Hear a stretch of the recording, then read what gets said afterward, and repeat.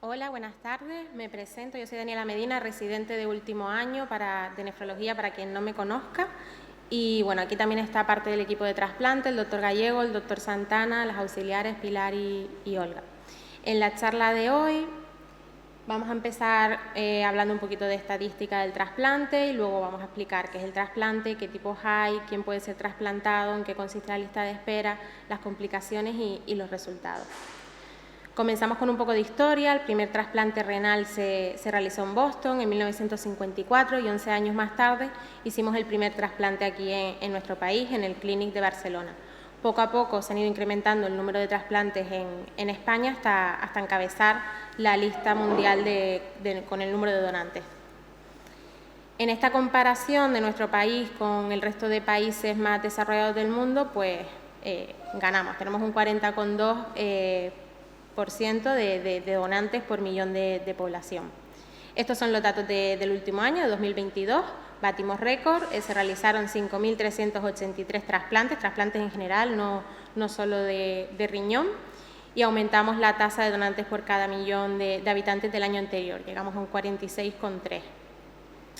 Estos sí son los datos específicos del trasplante renal. Aquí vemos en la gráfica cómo se fue aumentando progresivamente el número de trasplantes hasta, no sé si se ve, no se ve, hasta 2020, no puedo señalar, vale, hasta 2020, que con el COVID pues hubo una bajada importante del número de trasplantes, y en los posteriores años, después de la pandemia, hemos ido otra vez aumentando. No llegamos a la cifra prepandemia, pero ya estamos cerca. Quizás este año, en 2023, pues lo superemos 2019.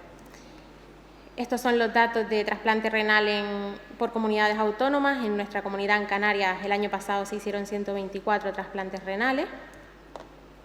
En cuanto a la incidencia, es decir, nuevos pacientes que necesitan iniciar una terapia renal sustitutiva, dividida en rojo arriba está hemodiálisis, en azul en medio diálisis peritoneal y en trasplante la de abajo en verde, pues vemos que de primeras pues se sigue eligiendo hemodiálisis, y trasplante queda en un 4,5%. Aquí lo vemos un poquito mejor. En el círculo de la izquierda, un 78,7% de pacientes nuevos empezaron en hemodiálisis, un 16,8% en diálisis peritoneal y un 4,5% en trasplante. En cuanto a la prevalencia, es decir, el número de pacientes que hay actualmente en cada técnica, bueno, en el año pasado, porque los datos que tenemos son del año pasado, trasplante, que está a la punta arriba, en la línea verde, hay un 54,4% de los pacientes con enfermedad renal crónica terminal están trasplantados. Bueno, y comenzando ya un poco, ¿qué es el trasplante renal? Consiste en colocar quirúrgicamente un riñón sano procedente de un donante en la fosa ilíaca derecha normalmente, o en la fosa ilíaca izquierda en el caso de que no se pueda por motivos quirúrgicos o porque ya tenga otro riñón, y ese riñón trasplantado va a asumir parcialmente la función de los riñones enfermos del paciente. Es el tratamiento de elección de la enfermedad renal crónica terminal porque da mejor calidad de vida y mayor supervivencia. ¿Qué tipos de donantes hay? Pues hay donantes cadáver, que tenemos dos tipos, en muerte encefálica, muerte cerebral, y en muerte por asistolia, en parada cardiorrespiratoria. Este último tipo se ha empezado a hacer a partir de 2012 y hemos ido viendo que los resultados son similares al de muerte encefálica. Los dos van bien. Y el otro tipo de trasplante es el trasplante de donante vivo, que pueden ser pues donantes que estén emparentados genéticamente, un padre, un hermano, un hijo no emparentado, como pues marido, mujer.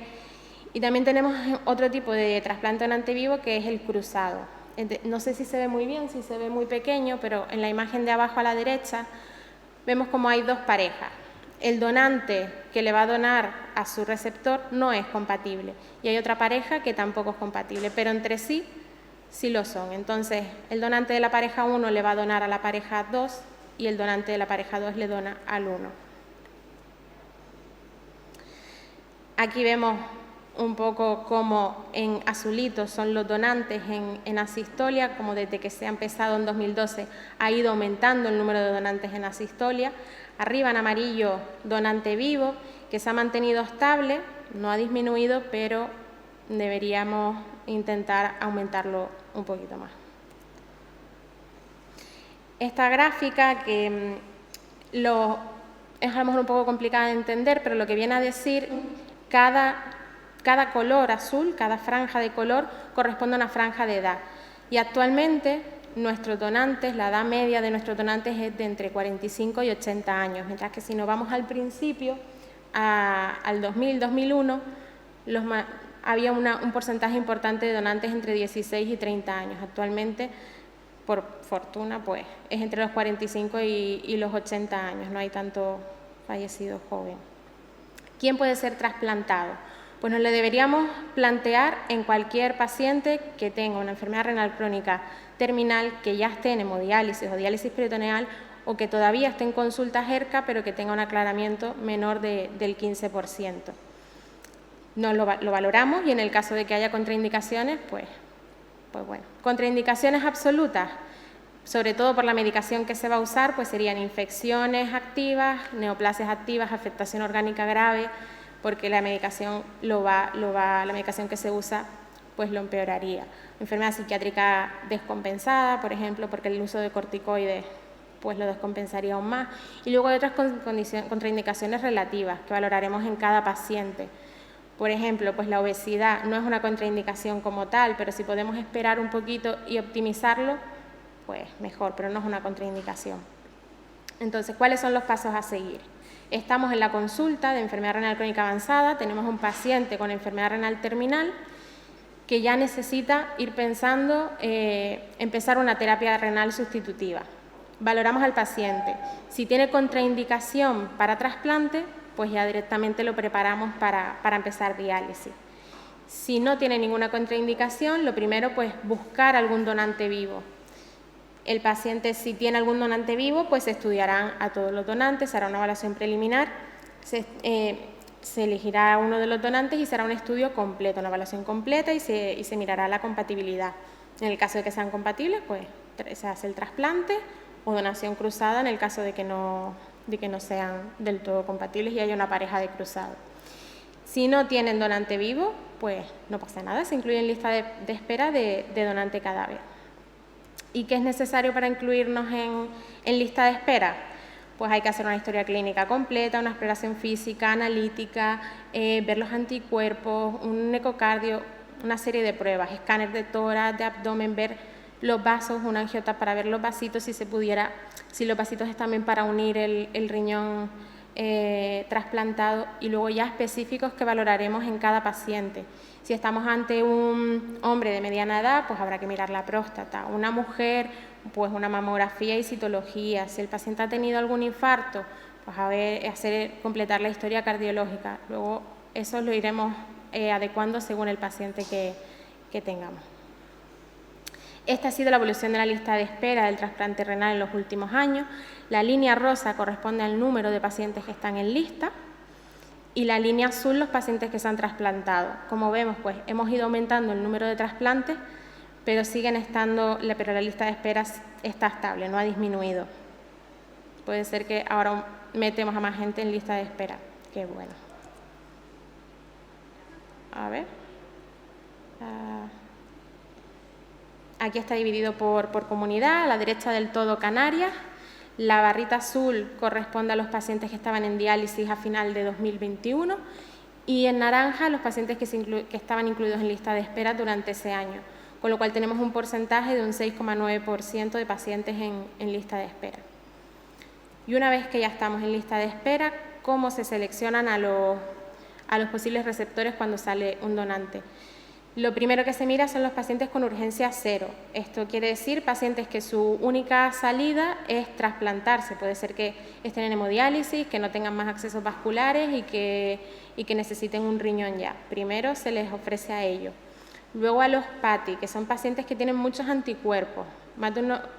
Con la cantidad de anticuerpos que tienen, reaccionarían contra más del 98% de riñones de la población, con lo cual tienen muy pocas probabilidades de trasplantarse y siempre que haya algún riñón y que sea compatible, pues se le ofrecería a ellos. Y luego ya criterios clínicos como la gravedad del paciente, sobre todo se tiene en cuenta el tiempo en diálisis, porque el tiempo en diálisis aumenta el riesgo de mortalidad y la compatibilidad también hay que verlo, por supuesto. Una vez que ya estamos trasplantados, debemos recibir tratamiento inmunosupresor. Hay 4 familias o 4 tipos de medicación inmunosupresora y debemos llevar 3. Normalmente los esteroides lo lleva, pues casi todos los trasplantados llevan corticoides, y de los otros 3, los 2 que elegiremos pues será en función de las características del paciente, del tipo de donación, del tipo de trasplante y del riesgo inmunológico que tenga. Hay que tener claro que son tratamientos pues potentes, que tienen bastantes efectos adversos, más o menos pues teniendo en cuenta las características del paciente y los efectos adversos más frecuentes en cada familia, pues elegiremos uno u otro fármaco. ¿Cuáles son las complicaciones más frecuentes en los trasplantados? Pues el rechazo, infecciones, aumento del riesgo de tumores y de enfermedades cardiovasculares. Aquí vemos las causas de mortalidad en todos los pacientes con terapia renal sustitutiva. Los de color verde corresponden a los trasplantados, el naranja diálisis peritoneal y el azul es hemodiálisis. Y vemos que en los pacientes trasplantados pues tienen un mayor porcentaje de cáncer respecto a los otros pacientes. En cuanto al rechazo, pues hay 3 tipos de rechazo. El rechazo hiperagudo es el que ocurre justo en el mismo acto quirúrgico, ese ya casi no lo vemos con todos los estudios que se hacen antes de trasplantar, y luego los rechazos agudos crónicos que ya lo vemos en consulta, y el agudo puede incluso durante el ingreso de la cirugía. Las infecciones, que tienen una gran relación con el estado de inmunosupresión del paciente, sobre todo en los primeros meses, el primer año, pero los primeros 3 meses es donde más carga de inmunosupresión recibe el paciente. Los primeros síntomas suelen ser la fiebre y es un problema de gran importancia porque al ser un paciente inmunodeprimido, pues afectarán microorganismos distintos que no le afectarían a la población en general. Ya algunos de estos yo creo que ya les sonará, como el CMV, el neumocistis, son pues bichos que no afectarían a la población general con defensa. Otra de las complicaciones es el aumento de la incidencia de neoplasias, que es mayor que en la población en general. Los más frecuentes suelen ser en la piel y linfoproliferativos, estilo leucemia o linfoma. Se debe sobre todo al tratamiento inmunosupresor, a las infecciones virales y en algunos casos a la exposición solar. Deberemos ir vigilando en la consulta, hacer cribados, hacer ecografías, PSAs a los hombres de control, ir vigilándolo en consulta y si aparece cualquier clínica, pues pedir las pruebas que correspondan. Ser trasplantado también aumenta el riesgo de enfermedad cardiovascular. Tenemos los factores clásicos como la hipertensión, la diabetes, el colesterol, que todo eso ya sabemos que afecta y que aumenta el riesgo cardiovascular, pero ser trasplantado en sí también aumenta el riesgo y debemos ser más estrictos en el control. Por lo tanto, el trasplante se basa en un equilibrio. Hay que llegar a una dosis de inmunosupresión que sea eficaz para no rechazar el órgano, pero tampoco aumentar el riesgo o la incidencia de las infecciones o de los tumores. Aquí vemos una gráfica de la mortalidad también dividida según los pacientes que estén en hemodiálisis, en diálisis peritoneal o en trasplante, y vemos que la verde de abajo, que es el trasplante, son los que menos mortalidad tienen. Y divididos por grupos de edad, lo mismo, la mortalidad en el trasplante es inferior en todos los grupos de edad. Igual, un paciente trasplantado pues, tiene mayor supervivencia que un paciente que no esté trasplantado. Y esta gráfica lo que nos viene a decir también es que el trasplante de donante vivo en general pues tiene mejores resultados y dura un poco más que el trasplante de donante fallecido. En resumen, los mensajes que nos debería llevar para casa es que hemos ido aumentando el número de trasplantes a lo largo de los últimos años hasta el COVID, que todavía no hemos llegado a tener el mismo número de trasplantes que teníamos previo al COVID, pero estamos en recuperación. Hay que hacer una adecuada evaluación y selección del donante y del receptor para mejorar los resultados de supervivencia del trasplante. Hasta un 54,4% de los pacientes con enfermedad renal terminal están trasplantados, que es un número bastante alto. Los trasplantes de donante vivo han permanecido estables, pero debemos ir intentando favorecerlo un poco más debido a que sus resultados son mejores. El trasplante de donante fallecido en asistolia continúa creciendo y tenemos buenos resultados. La mortalidad de origen infeccioso y tumoral es la principal causa de mortalidad en el trasplante renal, por eso debemos ir haciendo controles de los niveles de inmunosupresión. La mortalidad en general es inferior en el trasplantado renal frente a la diálisis, tanto hemodiálisis como diálisis peritoneal, y el trasplante renal continúa siendo el tratamiento de elección en los enfermos con enfermedad renal crónica terminal. Y bueno, y ahora yo creo que lo más importante de hoy, que los trasplantados nos cuenten un poquito su experiencia. ¿No? Gracias. Y si tienen alguna duda, por supuesto. ¿Alguna duda o...? No.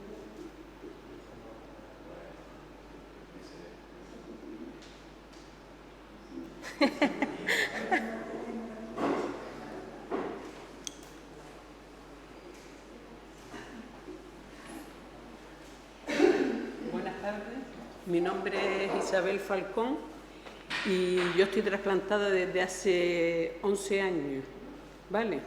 Veo aquí unas preguntas, pero algunas... De todas formas yo voy a contar la situación mía, ¿vale? Yo tenía una enfermedad hereditaria desde los 40 años, a los 40 años me lo detectaron y a los 50 ya los riñones dejaron de funcionarme prácticamente. Entonces me pasaron a la consulta de ERCA, me explicaron los tipos de trasplantes que hay, los tipos de tratamiento, que era la diálisis peritoneal, la hemodiálisis y el trasplante. Me hablaron del trasplante de virus, ya que parece que el mejor tratamiento era el trasplante, pero no hay riñones para todos. Yo en aquel momento no veía, no asimilaba mucho eso de que alguien me pudiera dar un riñón para seguir viviendo y no tener que pasar ni siquiera por diálisis. Y pasé pasé a la consulta de ERCA, allí empecé a prepararme para la diálisis, elegí la diálisis peritoneal. Y un día le dije a mi marido, mira, acompáñame porque estoy tan mal psicológicamente que yo hago preguntas y salgo de allí y no me acuerdo de nada, no me entero de nada. Entonces, ya en la primera consulta que me acompañó, preguntó por las posibilidades que tenía y le dijeron lo mismo. Dice, a no ser que usted, si es familiar y está dispuesto, pues le dé un riñón y entonces no hace falta incluirlo en la lista y esperar por un riñón, porque si ya lo tiene, el problema es que no hay. Y sobre la marcha dijo que sí. Sobre la marcha, allí en la consulta dijo que sí y nos empezamos a preparar. Fuimos a Tenerife, allí es donde se hacía el trasplante. No llegué ni siquiera a entrar en diálisis y ahora mismo hace ya 11 años que me trasplanté.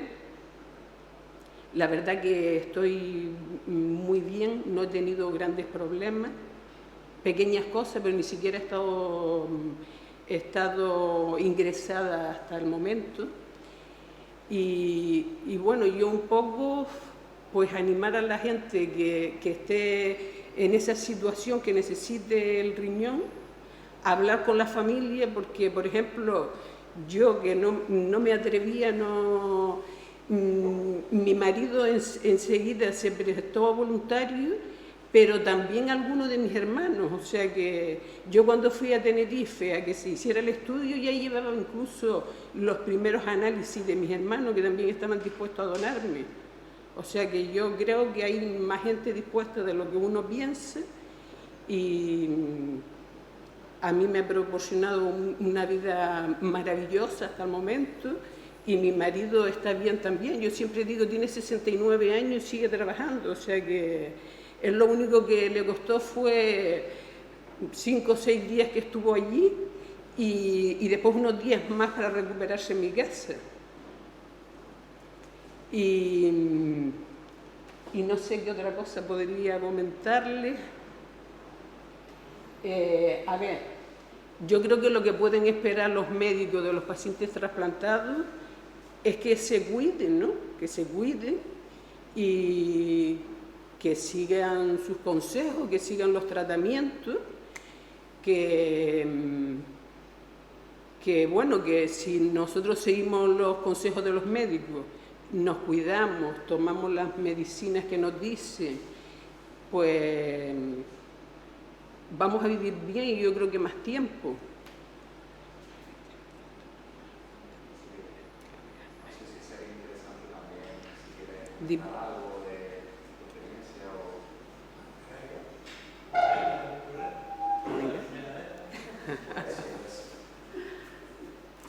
El trasplante de donante vivo se sigue haciendo en Tenerife y al donante se le hace también un seguimiento.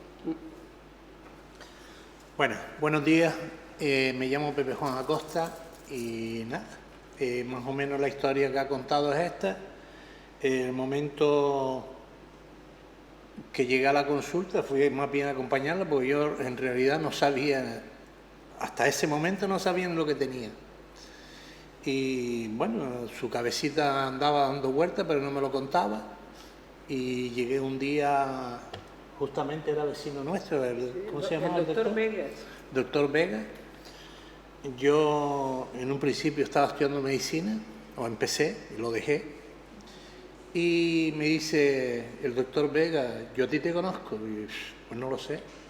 Yo no iba por las consultas diciendo que estuve estudiando medicina y tal. Y yo dije, pues mira, no lo sé. A lo mejor es porque estuve estudiando medicina y a lo mejor coincidimos y tal. Bueno, total que fue una cosa muy familiar. Y entonces dice, oye, ¿y tú vivías en tal sitio? Sí. Ah, coño, pues yo, el coche que estaba al lado era el mío, yo ni idea, el aparcamiento y tal. Bueno, pues fue tan la cosa, la conversación primera fue tan familiar y tal, y me dice, oye, ¿estás dispuesto a donarle el riñón? Bueno, pues yo ni lo dudé porque ya era un tema, hasta un problema medio familiar, ¿no? Los hijos, esto, lo otro y tal.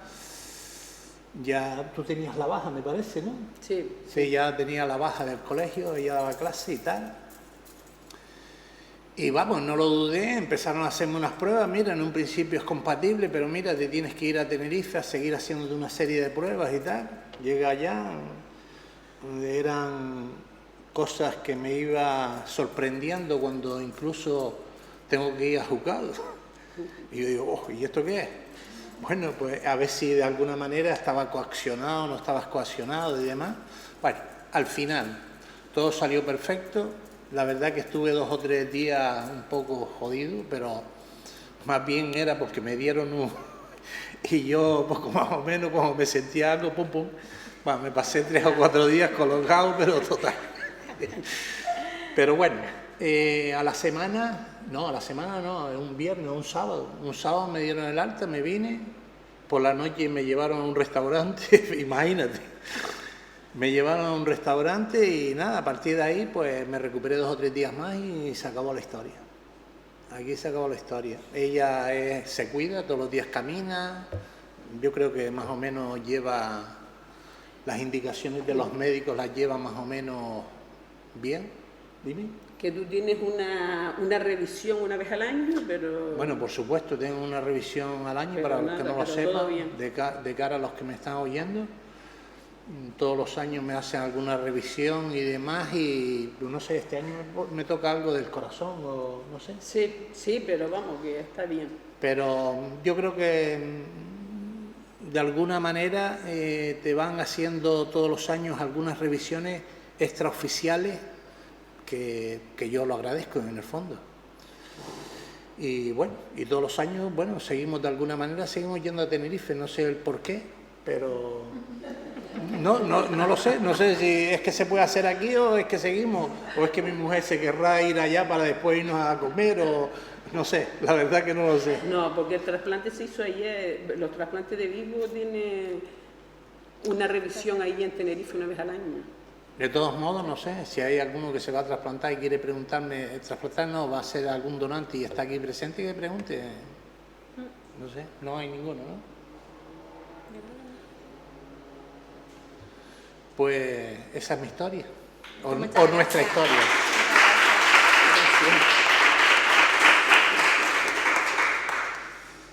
Pues muy bien, gracias.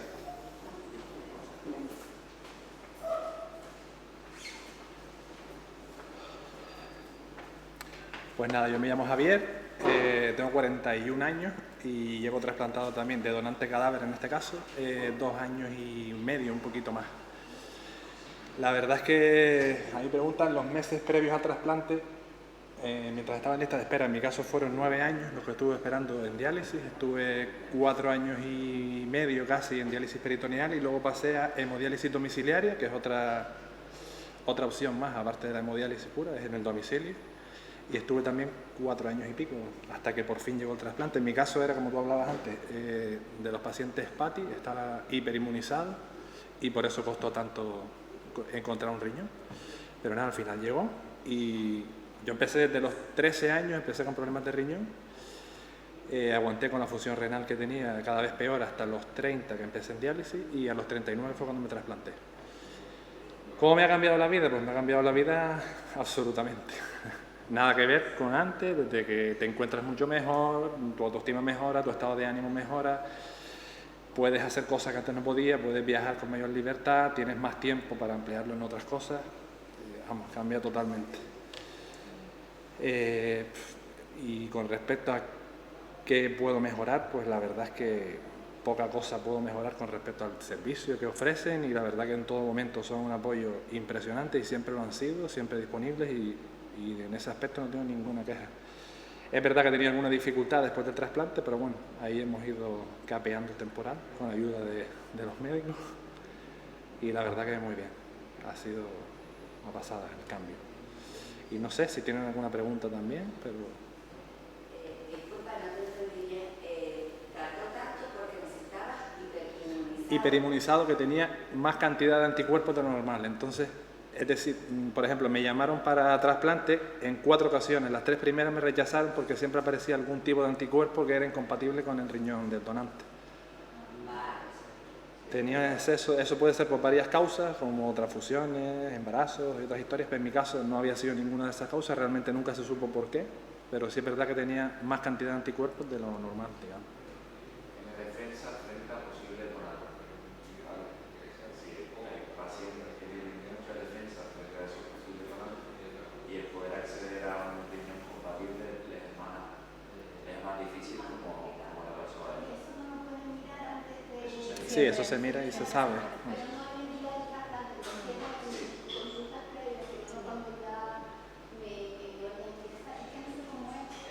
se mira previamente al trasplante, no justo Cuando se está haciendo la evaluación. cuando se hace la evaluación. Y el día del trasplante se compara la posibilidad de que esa persona, o sea, la persona que dona y la persona que recibe el riñón no vayan a tener compatibilidad. Sería siempre antes y ese mismo día con la persona real, antes con la mayoría de los que... Por eso existe el programa PATI este que hablaba, cuando ven que tienes tantos anticuerpos, pues te incluyen en este programa y si existiera algún órgano que parece ser que es compatible contigo, pues te dan prioridad para que puedas acceder a ese órgano. Sí, esos anticuerpos que se miran antes es contra toda la población en general, es algo estadístico, entonces tener un nivel de anticuerpos mayor del 98% quiere decir que vas a reaccionar, que vas a ser incompatible con el 98% de la población. Pero luego cuando ya sale un donante, ese mismo día también hay que cruzarlo, hay que cruzar con la sangre de uno y la sangre del otro para comprobar que no sean incompatibles. Exacto. Sí. Por eso para ese tipo de pacientes que es más difícil, hay un grupo que es el grupo PATI, que es a nivel de toda España, porque tienen menos posibilidades. Pues no. Muchas Más o menos, gracias. pues, ok.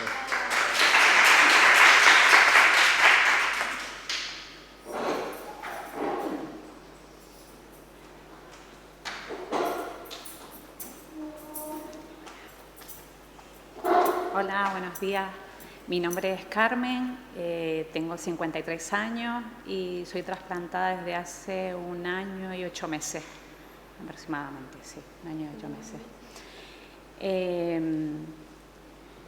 Fui trasplantada después de haber superado otros procesos, en concreto un proceso oncológico, o sea que estuve bastante tiempo para poder acceder a la lista de espera. Creo que fueron, no sé si por protocolo son 3 años después de un proceso oncológico. Depende del tipo, entre 3 y 5 años. Pues creo que en mi caso Sí. creo que eran como 3 años y estuve en diálisis peritoneal.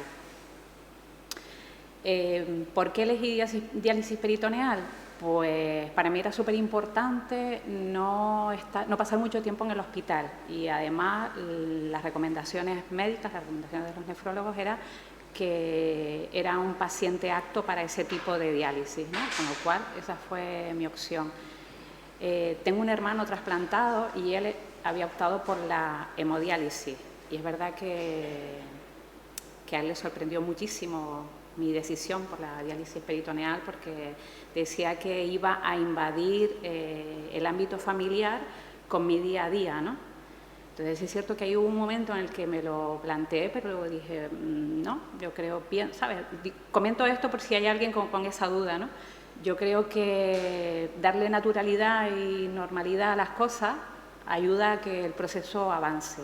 Además, es súper importante que el paciente se involucre, ¿no? y asuma lo que le está sucediendo, porque si no es imposible, o sea, por muy buenos médicos que haya, si el paciente no colabora, porque no todo es la medicina, ¿no? La actitud de la persona también es muy importante, por lo menos es lo que creo yo desde mi punto de vista y lo que me ha sucedido a mí, ¿no? Que creo que una buena actitud, llevar bien los tratamientos, tener actitud positiva, ganas de vivir,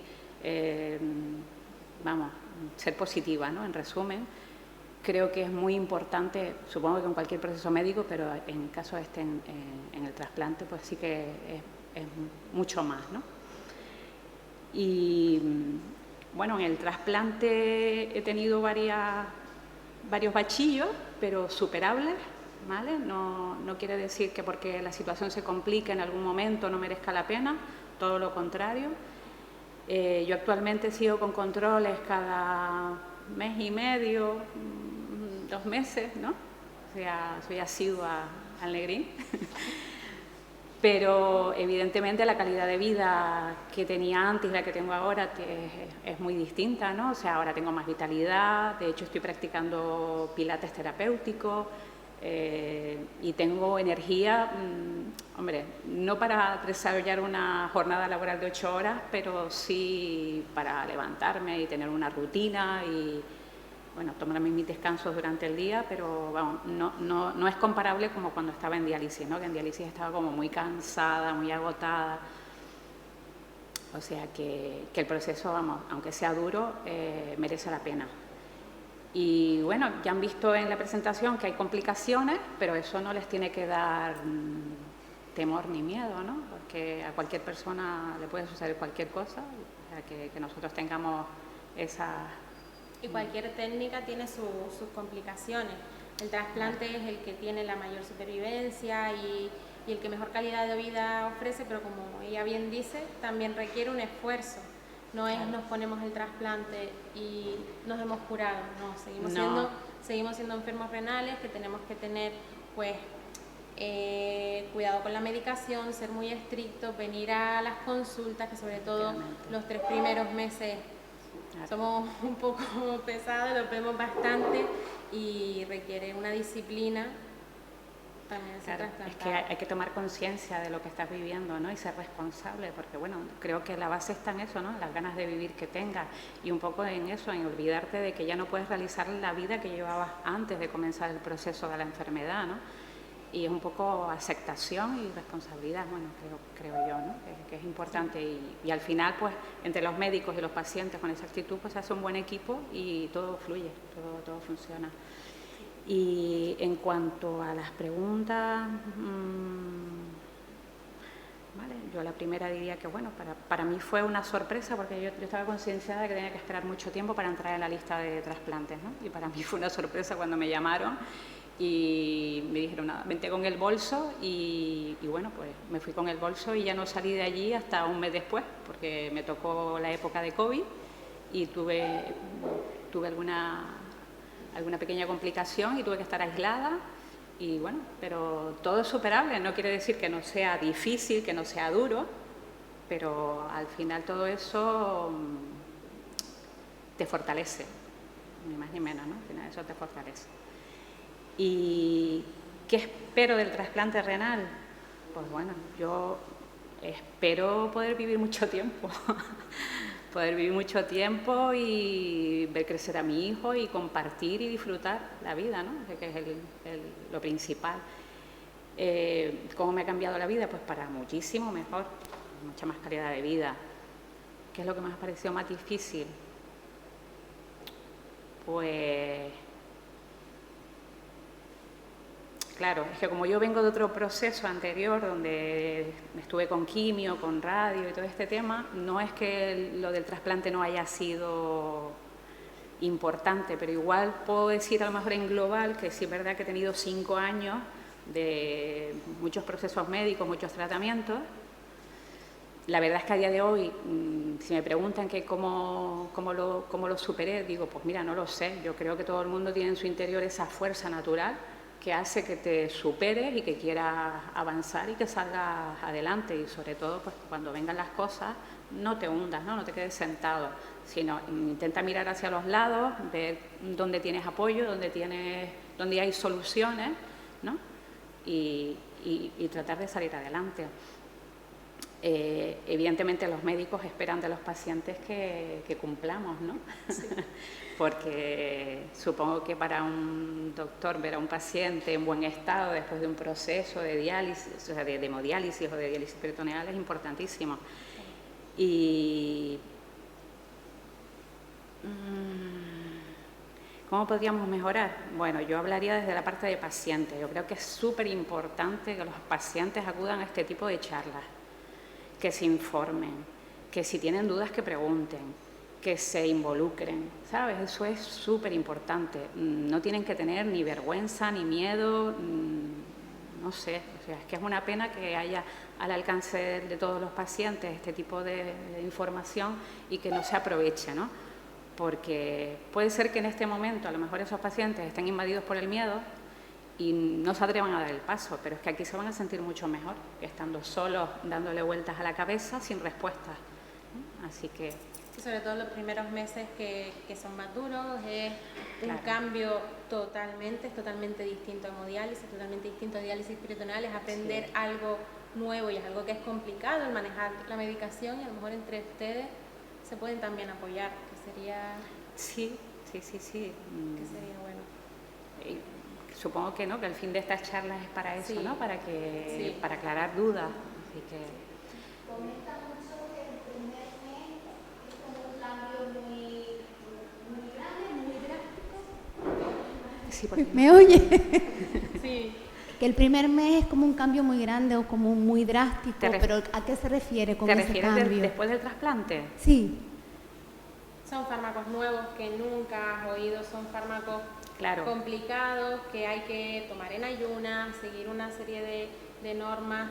Es mucha carga de medicación que tiene sus efectos adversos y es medicación nueva. Vale. Hay que venir 2 veces a la semana a consulta. El primer mes, por lo menos 2 veces a la semana tenemos que verlo. Y bueno, no sé de la parte de vista del paciente, Claro. pero de la parte de vista del médico es un cambio que si Claro. estabas en diálisis peritoneal, pues todos los días Exacto. te hacías el cambio en casa y ya. Efectivamente. sí, vale, pero mi vida sería más o menos mejor, se supone. Hombre, el primer mes me imagino que va a ser, pues tendré molestias, pues Sí. con la herida. Pura Pues molestia. claro, tendré una medicación que a lo mejor alguna es más... Y hay riñones que desde el primer día, segundo día ya arrancan a orinar y van estupendos. Hay otros que les cuesta un poquito más. ¿No? El primer mes Claro. todavía están un poquito rezagados y todavía hay toxinas en la sangre que se acumulan.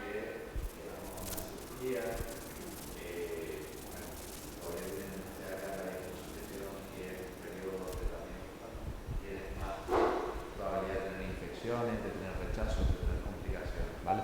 O sea, los primeros meses de trasplante sobre todo son importantes porque hay cosas nuevas de tratamiento, es el periodo donde las infecciones y los rechazos son más frecuentes y también nos vemos por ese motivo con mucha frecuencia. O sea, por ese motivo nos vemos 2 veces a la semana para que se quede todo bien claro, no surjan complicaciones, el tratamiento se tome bien y todo vaya un poco...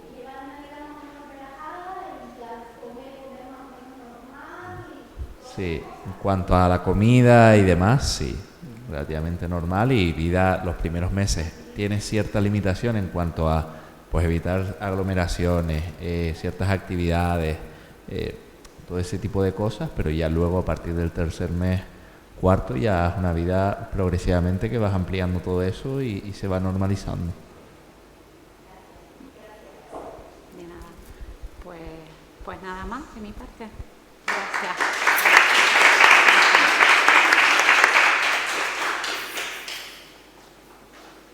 ¿Alguna duda más o algo que quieran comentar?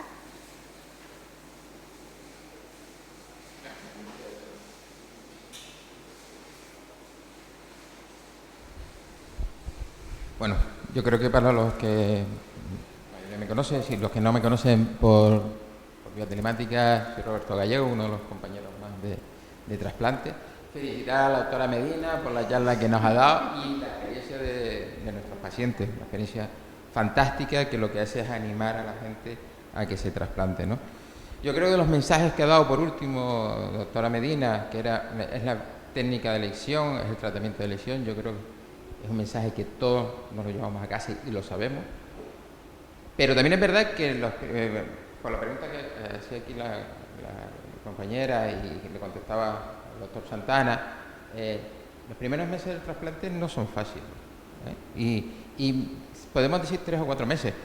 6 meses, el primer año, tiene un periodo de adaptación, y es un periodo en donde se exige mucho por nuestra parte, es decir, nosotros dedicamos mucho al paciente, pero también le pedimos mucho al paciente en ese aspecto de cumplimiento. Y entran las dudas, porque igual que tenemos el ejemplo perfecto de los 3 pacientes nuestros y que van bien, esta misma semana ha entrado en diálisis un paciente que llevaba 1 año sin venir a consulta. ¿Sí? Se podrán extrañar, pero eso pasa. 1 año sin venir a consulta, no se tomaba la medicación y llegó a urgencia con 7 de creatinina, 8 de creatinina y hubo que entrar en diálisis. Esas cosas pasan también. Porque todos al principio creemos que esto está muy bien y en verdad está muy bien. Es el mejor tratamiento que podemos ofertarle a ningún paciente. Pero no se olviden que es un acto de generosidad por parte de la sociedad. Un acto de generosidad que da la sociedad, que le da un riñón a alguien, ya no sea solo familiar, sino cuando es el donante cadáver. Y yo creo que tenemos esa responsabilidad también por parte del paciente del cumplimiento. Porque cuando empezamos con los efectos secundarios del fármaco, es que tengo muchísimos temblores, que puede pasar, que según dependiente del fármaco, ¿verdad? O en las mujeres hay ciertos fármacos que dan hirsutismo. Bueno, es que me está saliendo más pelo. O que tengo más verrugas por otro tipo de fármaco. Yo creo que en toda patología y en todo tratamiento hay que pagar un peaje. No todo es perfecto. Y tenemos que saber convivir con eso, de que todo no es perfecto. Y van a surgir complicaciones que siempre nos van a tener al lado. Siempre vamos a estar ahí. Pero exige también un grado de cumplimiento por parte de ustedes, de parte del paciente, que es importante. Igual que nosotros nos autoexigimos el cumplimiento, es decir, el estar siempre pendiente de ustedes, pero esa situación existe. Y luego, el ejemplo de Isabel, sigo pensando, el trasplante de donante vivo lo deberíamos explotar muchísimo más. Es el trasplante que, igual que la experiencia de Isabel, que no tuvo que pasar ni incluso por diálisis. Eso es yo creo que es un arma que tenemos ahí por explotar todavía, es decir, el porcentaje que tenemos de trasplantes de donante vivo es relativamente pequeño, aunque se haga en Tenerife, porque aunque se siga después haciendo una vez en Tenerife el control, se lleva conjuntamente, al final desde aquí de Tenerife, pero yo creo que ha demostrado con características, con estadísticas muy claras, que es el mejor tratamiento todavía. Si el tratamiento de trasplante es el mejor de elección, el de donante vivo, sigue teniendo incluso mejores resultados, incluso con menos inmunosupresión cuando está emparentado, cuando tiene buena. Con lo cual yo creo que es otra vía que deberíamos animarnos a explorar y a no tener miedo a utilizarla, porque yo creo que los resultados son muy buenos, ¿no? Entonces yo creo que esas dos cosas deberíamos, al menos yo apuntaría de cara a la reunión de hoy. Por lo demás, yo creo que estamos todos súper contentos por cómo nos van los resultados. También le diría, el viernes que viene, por ejemplo, estamos en una reunión en Madrid en donde ya se quiere incorporar estas mismas charlas que estamos haciendo hoy, incorporar al sistema de salud la figura del paciente experto. Es decir, lo mismo que están ahora mismo aquí haciendo en este aula, pues incorporarlo al sistema. ¿Cómo incorporar al sistema? Porque al final el mensaje que le puede llegar por parte de un paciente a otro paciente siempre será más cercano que cuando llegue a nuestra consulta, y cuando llegue a nuestra consulta y le tomemos la atención y se ponga hipertenso solamente de vernos a nosotros y de ver la inquietud de cuánto tiene la creatinina, porque vas a entrar en la consulta y lo primero que le vas a preguntar al médico es ¿y cuánto tengo la creatinina, doctor? Antes de decir cómo está o cómo no está, porque es lo que les preocupa. Pues yo creo que hay otras cosas, otros mensajes que el paciente experto, ese que se tiene que incorporar, yo creo que sería bueno porque es más cercano. Y le pueden contar ciertas cosas que por mucha confianza, que pues yo considero que hay pacientes que ya terminan siendo prácticamente amigos, porque pacientes que llevan 30 años en la consulta, más que yo de adjunto de nefrología, sinceramente. Entonces terminas teniendo una relación muy íntima, pero así todo hay pacientes que se confesarían más, entre comillas, con otro paciente experto, esa figura que se quiere crear, que con nosotros. Por lo demás, por mi parte, yo si el doctor Santana quiere decir algo más, por una vez yo le voy a decir, le voy a dar la palabra.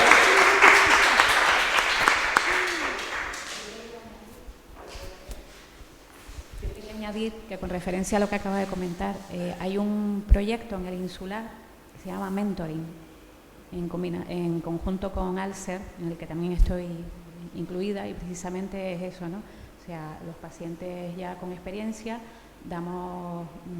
contamos nuestra vivencia y contestamos a las preguntas que ellos tengan, ¿no? De esos pacientes que están ahora en el punto de entrar o elegir una modalidad de diálisis para un poco aligerar el camino de comienzo.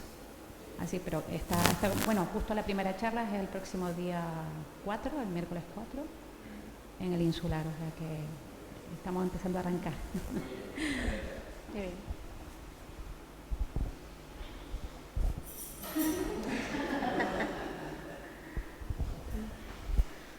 Pues nada, muchas gracias sobre todo a los pacientes que han venido y nos han dado su visión, y bueno, hasta el año que viene.